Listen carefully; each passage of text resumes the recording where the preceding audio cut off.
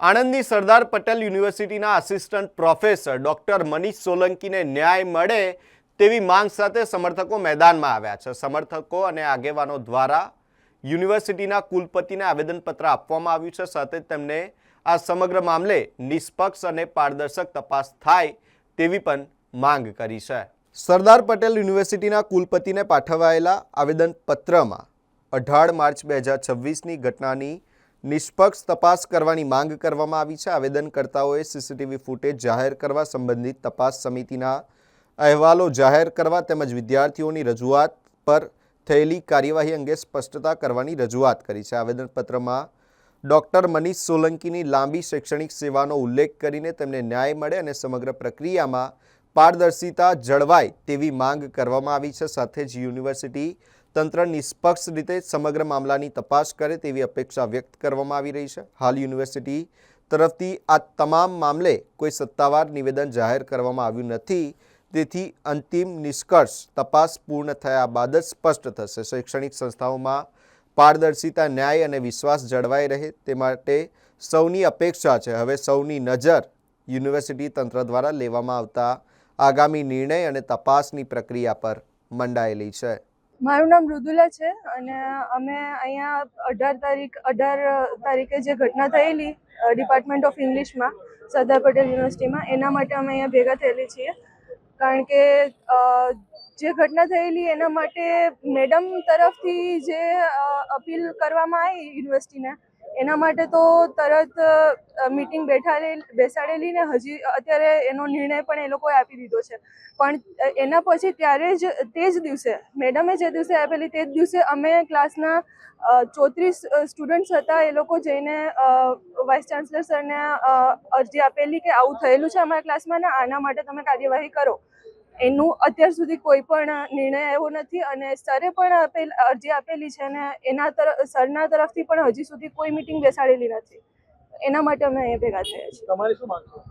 અમારી માંગ એ જ છે કે તમે બંને તરફથી જો તમે સરખી ઇન્ક્વાયરી કરો છો તો બંને તરફથી કોઈ પક્ષપાત વગર કરો અને જે રીતે તમે મેડમ તરફથી ઇન્ક્વાયરી કરવા માટે 2 દિવસ નથી લગાડ્યા, એવી રીતના સરની તરફથી પણ ઇન્ક્વાયરી થવી જોઈએ। મારું નામ રોહિત હિતેશ કુમાર રમેશભાઈ, હું એડવોકેટ છું। આવેદનપત્ર એ બાબતનું આપીએ છીએ કે સરદાર પટેલ યુનિવર્સિટીમાં ડોક્ટર મનીષ સોલંકીનાઓને ચાલુ ક્લાસની અંદર ડોક્ટર પારુલબેન પોપટનાએ લાફો મારેલો છે, તે બાબતે ન્યાય મેળવવા માટે આજરોજ આવેદનપત્ર અમે આપીએ છીએ। અમે ત્યાંથી અમારી લીગલ ટીમ તથા સમાજના આગેવાનો દ્વારા આવેદનપત્ર આપીએ છીએ।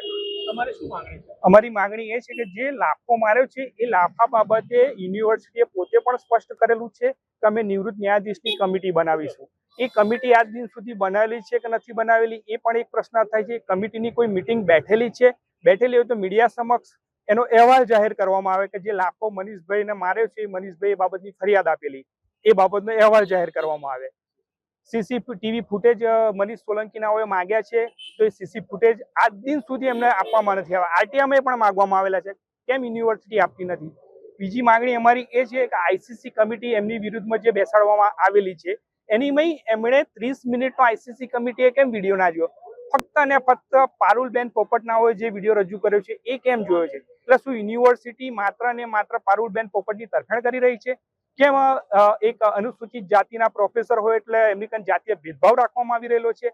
અને આઈસીસી કમિટીની અંદર જાતીય સતામણી બાબતની અગાઉની કોઈ જ અરજીઓ નથી, માત્ર ને માત્ર વહીવટી બાબતોની અરજીઓ જે આપેલી છે એ અરજીઓ ગ્રુપની અંદર વીસી સાહેબ, રજિસ્ટર સાહેબને એક યુનિવર્સિટીનું પોતાનું ગ્રુપ ચાલી રહેલું છે, એની મયની અરજીઓ છે ને જે પારુલબેન પોપટ ખરા એ પોતે નિર્ણયો વ્યવસ્થિત નતા લેતા એ બાબતની મનીષ સોલંકી દ્વારા રજૂઆત કરેલી છે।